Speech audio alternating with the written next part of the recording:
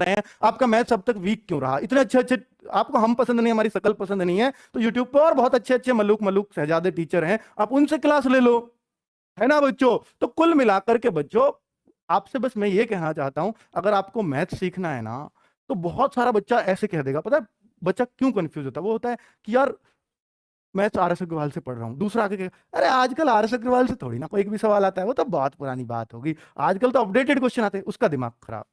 यार मैं तो बेकार मेहनत कर रहा हूँ। बेटा मैं आपसे कहता हूँ, आज याद रखना, अगर आपका मैथ्स वीक है ना, मैथ्स की क्लास लो जिस भी टीचर की आपको पसंद आ रही है, जिसका आपको समझ में आ रहा है। ये मत सोचो कि ये टीचर बेसिक पढ़ा रहा है, ये हाई पढ़ा रहा है, ये मीडियम पढ़ा रहा है, उससे कभी कुछ नहीं होता। बस ये समझो मेरा इस टीचर की समझ में एक एक चीज आ रही है, तो मेरे को मैथ समझ में आ रहा है। और फिर दूसरा काम आता है, बुक कौन सी चूज करें? बुक वो चूज करो मार्केट से जो सबसे पतली हो और जिसके अधिकतर क्वेश्चंस को आप कर पाओ, सबसे आसान क्वेश्चन जिसमें दिए हो। अगर आपका मैथ्स वीक है, याद रखना मेरी बात, आप मैथ सीख जाओगे, लेकिन अगर आप पहली बार में ऐसी मोटी किताब ढूंढ लाऊं, इससे तो क्वेश्चन ही बाहर नहीं जाते बेटा। आप दो चार चैप्टर, एक आध पेज करते ही थक के बंद करके रह जाओ, मेरा तो वीक है। फिर जो कहो मेरा तो वीक है, दूसरी जगह और चिल्लाओगे मेरा मैथ्स वीक है, मैं क्या करूं जी? अरे करने का तरीका बताया था, आप बच्चों के चक्कर में आ गए। बच्चों को पता होता तो वो लग नहीं गए होते, वो यहां कमेंट थोड़ी कर रहे होते, खुद बताओ। ये सोचे करें बच्चों, ठीक है? यदि हिंदी का बेटा बता दिया मैथ्स का, टीचर सेलेक्ट करो, बुक आसान वाली सेलेक्ट करो, आप मैथ सीख जाओगे, ठीक है? आगे बात, यदि हिंदी कमजोर है, बेटा हिंदी वैसे जिसकी कमजोर है वो उसकी कमी से कमजोर है। हिंदी ऐसी चीज है, अगर आपने 2 महीने इसकी क्लास ले ली ना, तो बेटा आपकी हिंदी वीक नहीं रहेगी, ये मेरी गारंटी है। चाहे आपने कभी हिंदी नहीं पढ़ी है, चाहे आप पूरे अंग्रेज हो, तब भी हिंदी कमजोर नहीं रहेगी, क्योंकि आप दिन रात हिंदी बोल तो रहे हो, ठीक है? तो आपको सबसे आसान सब्जेक्ट जो सबसे आसानी से समझ में आता है वो हिंदी है, क्योंकि इसकी वोकेबलरी हमें बिल्कुल नहीं रटनी पड़ती, बस पर्यायवाची पढ़ने पड़ते हैं, बाकी सब तो लग जाते हैं, ठीक है? तो ग्रामर बड़ी सटीक है इसकी, हर चीज में तर्क है, वो एकदम से लग जाती है बच्चों,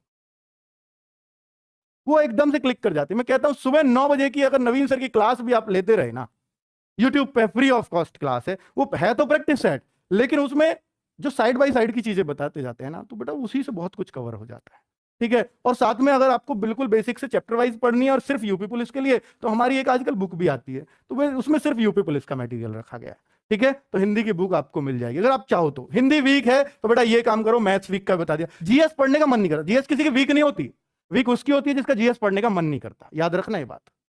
अगर जीएस आपने पढ़ने का मन ही नहीं कर रहा तो आपकी वीक रहेगी।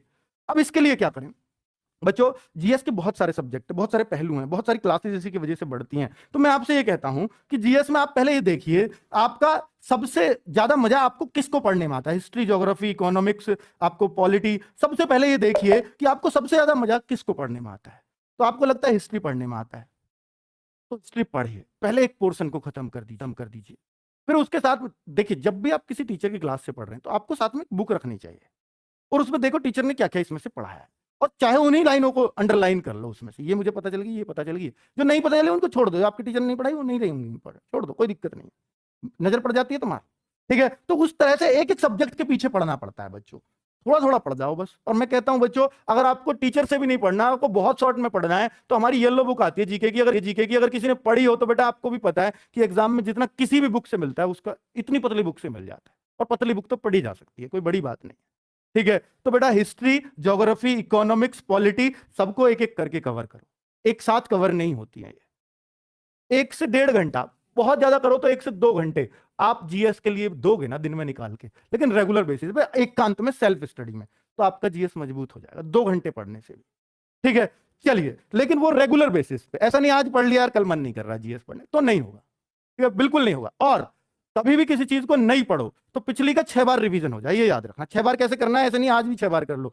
देखिए हमने कोई चीज पढ़ी, आज पढ़ी, 2 तारीख को पढ़ी, 3 को, 4 को, 5 को, 6 को, हम इसको पढ़ रहे हैं, आज इसको पढ़ रहा हूं, कल जब मैं दूसरी चीज को पढ़ूंगा तो पहली चीज का रिवीजन करूंगा, जब मैं तीसरी को पढ़ूंगा तो इन दोनों को रिवीजन करूंगा, जब मैं ये करूंगा तो इन तीनों को रिवीजन करूंगा जो 3 दिन में पढ़ा था। तो इस पर क्या हो गया, इस पर 3-4 बार रिवीजन हो गया, तो यानी जब 6 को पढ़ोगे तो इसको 1 बार और रिवीजन। 6 बार पढ़ने के बाद जब 7वें पे आओगे तो इसको छोड़ दो, अब जो 2 तारीख को पढ़ा था, 3 को, 4 को, 5 को, 6 को, 7 को पढ़ो।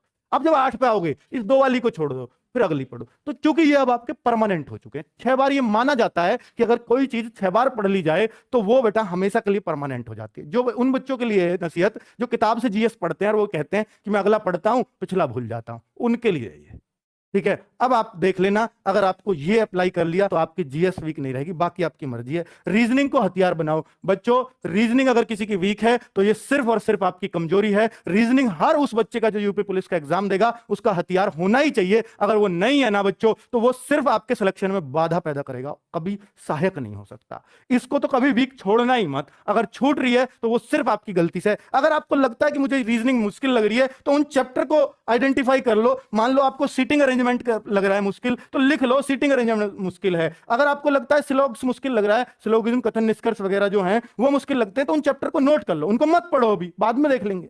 बाकी को तो पढ़ो। जो आपको वीक लग रहा है उसको छोड़ दो, उसको तसल्ली से पढ़ूंगा किसी टीचर से। बाकी का अच्छे से पढ़ो और मॉक टेस्ट में अपनी गलतियों से सीखो कि जब मुझ पे ये अच्छे से आता था रीजनिंग का ये क्वेश्चन, तो मेरा गलत क्यों हुआ, आगे कभी गलत नहीं करूंगा, ये प्रण लो, तो बेटा आपका सिलेक्शन होगा। आज मैंने इतनी लंबी बातें की, मैं कभी नहीं करता कि आपके सिलेक्शन रूपी बातें थी, तो बच्चों मुझे करनी पड़ी। और मुझे उम्मीद है कि इस वीडियो से आपको बहुत मोटिवेशन अंदर से आएगा और आप बहुत सटीक अपना एनालिसिस कर पाओगे और बहुत कुछ आप अपनी पढ़ाई में सुधार कर पाओगे। और बच्चों निश्चित रूप से मेरा अंतिम उद्देश्य यही है कि आपका सिलेक्शन हो इस 26,382 की पोस्ट में। एक पोस्ट आपकी हो, वो नहीं चूकनी चाहिए आपसे, चाहे कुछ भी, हमसे कितनी जान लगवा लो, खुद कितनी जान लगा लो, पर बेटा ये मौका हाथ से मत जाने देना। क्योंकि बच्चों सबसे ज्यादा प्राउड फील आपके माँ बाप को आपकी सफलता पर होता है। क्योंकि मेरे लिए तो तुम नहीं लगे, दूसरा बच्चा लग जाएगा, दूसरा नहीं तीसरा लग जाएगा, क्योंकि गवर्नमेंट तो खाली तो लेके नहीं जाएगी पद, और सब पढ़े हुए तो लगेंगे हमारे, है ना बच्चों। तुम नहीं लगे, ये लग गया, मुझ पे क्या फर्क पड़ता है, मुझे तो दिख रहा है, मेरे तो सारे बच्चे लगे भैया, इतने सारे मैंने तो भर दिए। मैं कहूंगा मैंने 10,000 लगाने, मेरे 10,000 लग गया, आप नहीं लगे तो मुझे पे क्या फर्क पड़ा। लेकिन आपके माँ बाप पे फर्क पड़ा। तो रियल मोटिवेशन आपके गुरुजी नहीं है, आपके माँ बाप है बच्चों। क्योंकि आपकी सफलता का डायरेक्ट असर आपके माँ बाप पे पड़ता है, मुझ पे नहीं पड़ता, ना किसी और टीचर पे पड़ता है। ठीक है बच्चों, तो ये याद रखना। ये मैं ये नहीं कह रहा कि मेरे से आपका लगाव नहीं है, मेरा आपसे लगाव नहीं है, लेकिन मैं सच्चाई बता रहा हूं आपको। ठीक है, तो आपका रियल मोटिवेशन वही है। और जब भी आपका मोटिवेशन डाउन हो, एक बार देख लेना उनको कि वो कितनी आस से आपकी तरफ देखते हैं और वो कितनी उम्मीदें आपसे रखते हैं और कितनी उम्मीदों से आपको समय दे रहे हैं।